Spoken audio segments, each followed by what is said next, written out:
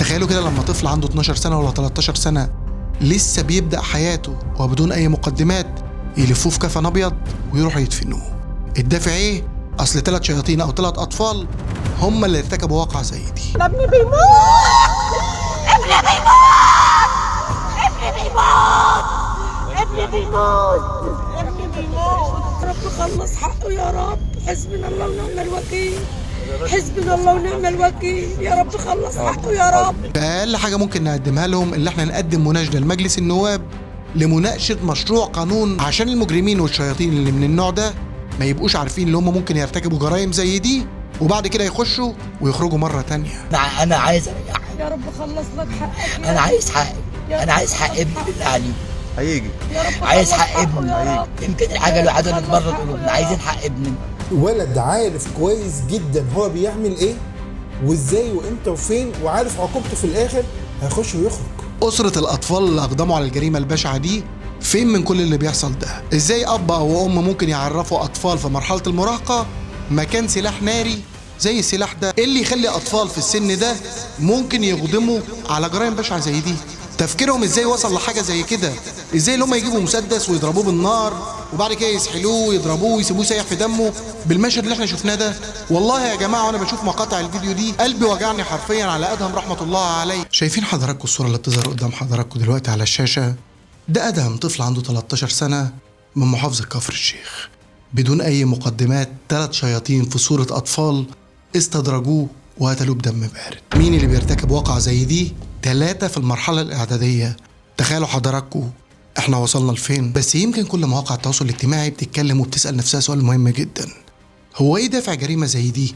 وازاي اطفال ممكن يقدموا على جريمة بشعة زي اللي احنا بنشوفها دي؟ وايه رد القانون على حاجة زي كده؟ والله يا جماعة لحد دلوقتي اللي انا بتكلم مع حضراتكم فيه عقلي مش مستوعب اللي ال3 أطفال عملوا الجريمة البشعة اللي هنحكيها على حضراتكم في حلقة النهاردة. علشان ما اطولش على حضراتكم يلا بينا نصلي على النبي عليه افضل الصلاة والسلام ويلا بينا نبدأ الكلام.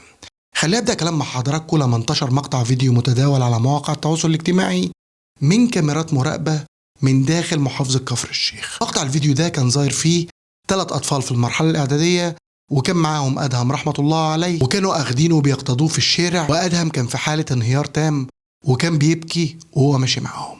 بدون أي مقدمات دخلوا أحد المنازل، اتفاجئوا بعد كده الأهالي اللي متواجدين في المنطقة إن ال3 شياطين دول بيسحلوا أدهم وبيجرجروه على السلم وبعد كده بيرموه في الشارع. لما أحد الناس اللي كانوا موجودين في المنطقة راح عشان يشوف موقف زي ده لقى أدهم سايح في دمه حرفيا. الراجل خاف عليه وبدافع الأبوة بدأ ياخده ويجري بيه على المستشفى. وأكيد حضراتكم عارفين كويس اللي أي واحد بيدخل المستشفى لازم يبقى ليه بيانات وكلام من هذا القبيل.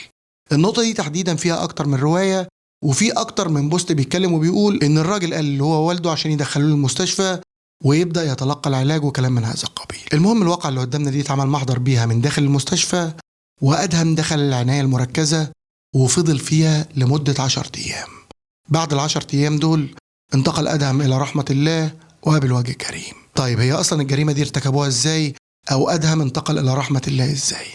في أكتر من تقرير صحفي بيتكلم في الجزئية دي تحديدا، بيتكلم وبيقول إن ال3 شياطين دول جابوا أدهم وجابوا مسدس وضربوه بطلقة في الراس من منطقة الخلف، فالرصاصة استقرت في جمجمة أدهم عشان كده كان بينزف وانتقل إلى المستشفى.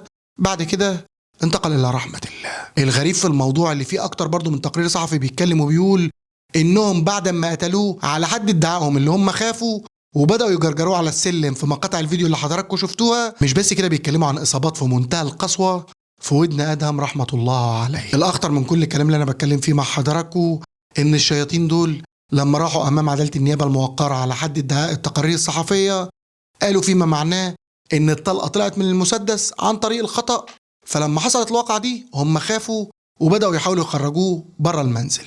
وهنا السؤال اللي كل الناس هتسأله، هم أصلا أطفال زي دول إزاي يجيبوا مسدس أو ممكن يملكوا مسدس زي ده؟ الإجابة بكل بساطة للمسدس اللي تم ارتكاب الواقعة بيه بترجع ملكيته لوالد أحد الشياطين دول اللي أقدموا على الجريمة البشعة دي. طيب المسدس ده مرخص ولا مش مرخص؟ الإجابة بكل بساطة إن المسدس ده ملوش أي ترخيص. وهنا تحديدا لازم نقف مع حضراتكم ونحط مليون خط.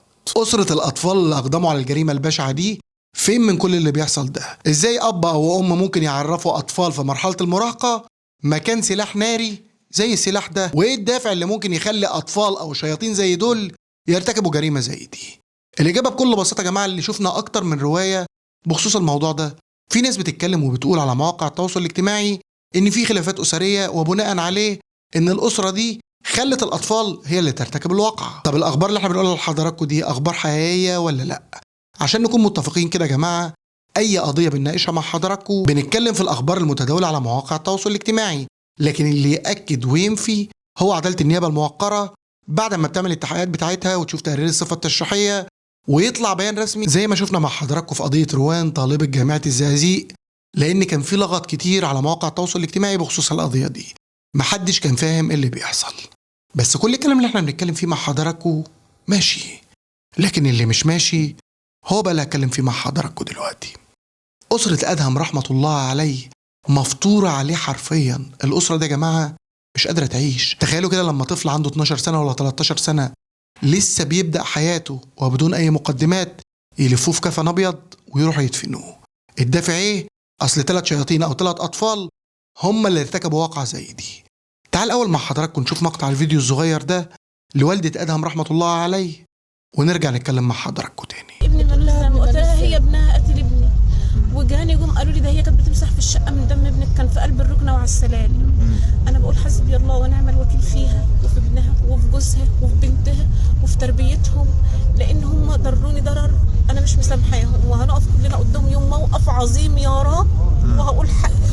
انا مستنياه من ربنا، ان ما جاليش على الدنيا انا مستنياه من ربنا.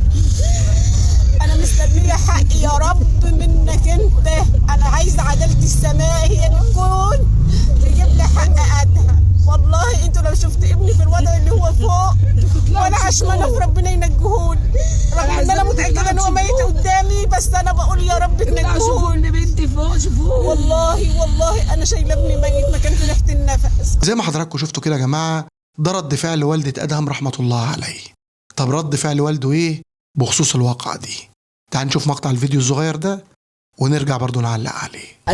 انا عايز حقي بما يرضي الله، عايز حقي بالقانون وبما يرضي الله، انما ان انا اطلع من النيابه وهم نطلع سوا وهم يجوا قبلي يتروحوا قبلي. زي ما حضراتكم شفتوا كده يا جماعه، دي تصريحات والد ادهم رحمه الله عليه بخصوص القضيه اللي معانا النهارده. طيب هو الطفل ادهم ده شهود العيان او اهل المنطقه كانوا بيتكلموا عليه ويقولوا ايه؟ بكل بساطه قولا واحدا مفيش واحد من اهالي المنطقه بيتكلم وبيقول غير ان ادهم رحمه الله عليه كان طفل كويس وكان حافظ للقران وعيل خفيف بريء براءه فوق ما خفيف الظل.